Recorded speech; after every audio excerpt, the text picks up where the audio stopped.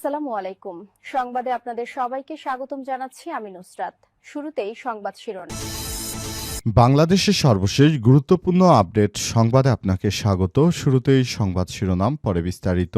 প্রথমেই জানাবো আমাদের হাতে থাকা সর্বশেষ গুরুত্বপূর্ণ সবথেকে তাজা আপডেট সংবাদ। নির্বাচনে নারীদের নিরাপদ এবং অর্থপূর্ণ অংশগ্রহণ নিশ্চিত করার আহ্বান জাতিসংঘের। নির্বাচনে নাগরিকদের নিরাপদ ও অন্তর্ভুক্তিমূলক ও অর্থপূর্ণ অংশগ্রহণ নিশ্চিত করার আহ্বান জানিয়েছে জাতিসংঘ। আজ এক বিজ্ঞপ্তিতে এই আহ্বান জানানো হয়। এতে বলা হয়েছে, আগামীকাল অনুষ্ঠিত ১৩তম জাতীয় সংসদ নির্বাচনকে সামনে রেখে বাংলাদেশে জাতিসংঘের কার্যালয় পুনর্ব্যক্ত করছে যে নির্বাচন নিরাপদ, অন্তর্বিভক্তিমূলক ও অর্থবহ অংশগ্রহণ সবার মৌলিক অধিকার নিশ্চিত করতে হবে।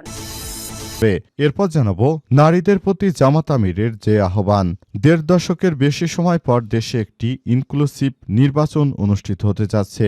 সেই সঙ্গে এবার নির্বাচনের পাশাপাশি থাকছে গণভোট, যা জাতির ভবিষ্যতের জন্য একটি গুরুত্বপূর্ণ বার্তা। দীর্ঘ বছর পর দেশে উৎসবমুখর পরিবেশে এই নির্বাচন ও গণভোট অনুষ্ঠিত হচ্ছে বলে মনে করা হচ্ছে।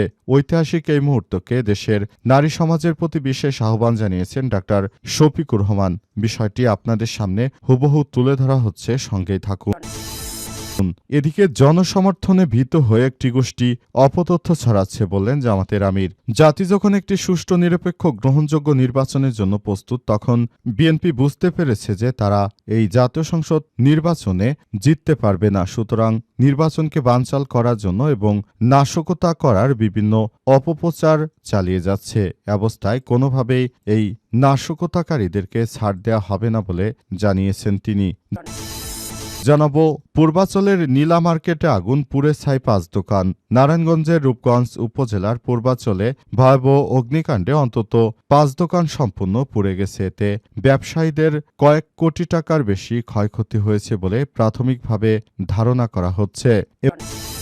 এবং সর্বশেষ জানাবো বিবিসি বাংলার প্রতিবেদন, গোপনেই ইসলামপন্থী সংগঠনের দেখা পেয়েছিলেন জামাতের আমির। বাংলাদেশ জামাত ইসলামের আমির ডাক্তার শফিকুর রহমান তিনি আগামীতে একটি সুন্দর ও সমৃদ্ধির বাংলাদেশ গড়ে তুলতে বদ্ধপরিকর। সেজন্য তিনি এর আগে যখন ছাত্র জীবনে ছিলেন তখন তিনি আওয়ামী লীগের রাজনীতির সঙ্গে যুক্ত ছিলেন। তবে শেষ মুহূর্তে যখন তিনি দেখতে পেলেন যে দলটির মধ্যে অনেক সমস্যা রয়েছে, তারা সাধারণ মানুষের নিরাপত্তা, তারপর আগামীর বাংলাদেশ গড়ে তোলার জন্য তাদের মধ্যে কোনো প্ল্যান নেই, তাদের শুধু রয়েছে চাঁদাবাজি, রাহাজানি, ভারতের দালাল ইত্যাদি নানাবিধ বিষয়, তখনই জামাতের আমির তিনি পুরো বিষয়টিকে বুঝতে পেরে জামাতের ইসলামপন্থী একটি রাজনৈতিক দলে যোগ দিয়েছিলেন। তিনি প্রকাশ্যে আওয়ামী লীগ থেকে অর্থাৎ ছাত্রলীগের পদ থেকে পদত্যাগ করেছিলেন, এমনটাই জানিয়েছে বিবিসি বাংলা। প্রিয় দর্শক, এতক্ষণ শুনছিলেন সংবাদ শিরোনাম, এবারে বিস্তারিত। তবে তার আগে বন্ধুরা, অনুরোধ থাকবে এই সংবাদটিতে একটি লাইক দিন। এই চ্যানেলে আপনি নতুন হয়ে থাকলে আমাদের সংবাদটি দেখতে দেখতে চ্যানেলটি সাবস্ক্রাইব করে রাখুন। কমেন্ট করে বন্ধুরা আপনার মূল্যবান মতামত জানিয়ে দিন আপনি বিশ্বের কোন দেশ থেকে বা বাংলাদেশের কোন স্থান থেকে আমাদের সংবাদটি দেখছেন এবং শুনছেন। আর বন্ধুরা, আগামী জাতীয় সংসদ নির্বাচনে আপনি কোন দলকে ভোট দিতে চান কমেন্ট করে জানিয়ে দিন এবার জাতীয় সংসদ নির্বাচনে কোন দলটি এবার জিততে চলেছে। আপনি কি মনে করেন দাঁড়িপাল্লা এবার নির্বাচনে জিতবে, নাকি মনে করেন বিএনপি নাকি অন্য কোনো দল? বিষয়টি কমেন্ট করে আমাদের দর্শকদেরকে জানিয়ে দিন। এবারে বিস্তারিত।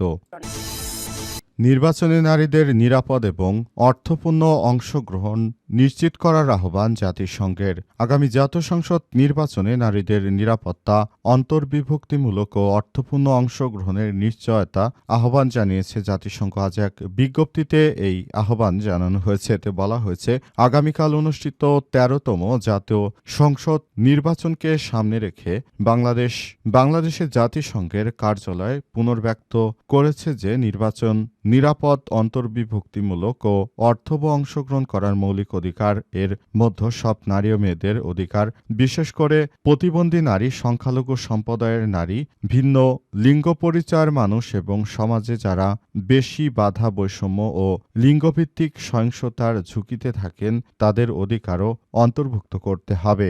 বিজ্ঞপ্তিতে আরও বলা হয়েছে, নির্বাচনের আগে বিভিন্ন নারী ও সংগঠন ও নাগরিক সমাজ নারী প্রার্থী ও ভোটারদের বিরুদ্ধে সহিংসতা ও হয়রানি, বিশেষ করে অনলাইনে সহিংসতা নিয়ে উদ্বেগ জানিয়েছে। সে বিষয়ে জাতিসংঘ সচেতন রাজনৈতিক নেতা ও কর্মী, সাংবাদিক এবং মানবাধিকার রক্ষাকারী সহ জনজীবনে কর্মরত নারীরা সাইবার বুলিং, ডিপফেক, পরিকল্পিত হয়রানি এবং ছবি বিকৃত করে অপব্যবহার সহ কৃত্রিম বুদ্ধিমত্তা দিয়ে পরিবর্তিত বা যৌন ইঙ্গিতপূর্ণ কন্টেন্টের ঘটনা বাড়ছে বলে জানাচ্ছে। এই ঘটনায় জাতিসংঘ চরমভাবে উদ্বেগ প্রকাশ করেছে। নারীদের প্রতি জামাত আমিরের যে আহ্বান।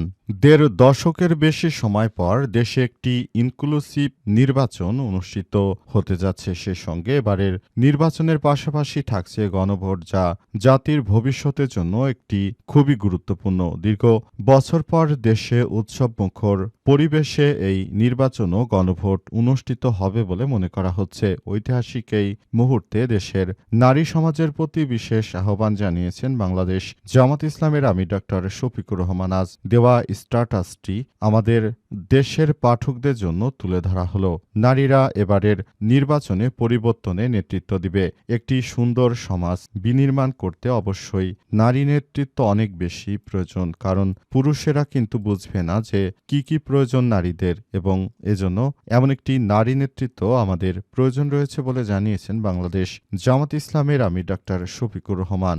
এছাড়াও একটি সুন্দর ও সমৃদ্ধির আধুনিক বাংলাদেশ গড়ে তুলতে নারীদের অবশ্যই ভূমিকা রাখতে হবে। সেজন্য বাংলাদেশ জামাত ইসলামের পক্ষ থেকে সারা দেশ জুড়ে অসংখ্য নারীরা তারা মাঠে নেমেছে এবং তারাও নির্বাচনী দায়িত্ব পালন করছে। নির্বাচনে কোনোভাবেই যেন ব্যাঘাত না ঘটে, সেজন্য সবাইকে নিয়ে একটি সুন্দর ও সমৃদ্ধির বাংলাদেশ গড়ে তুলতে হবে।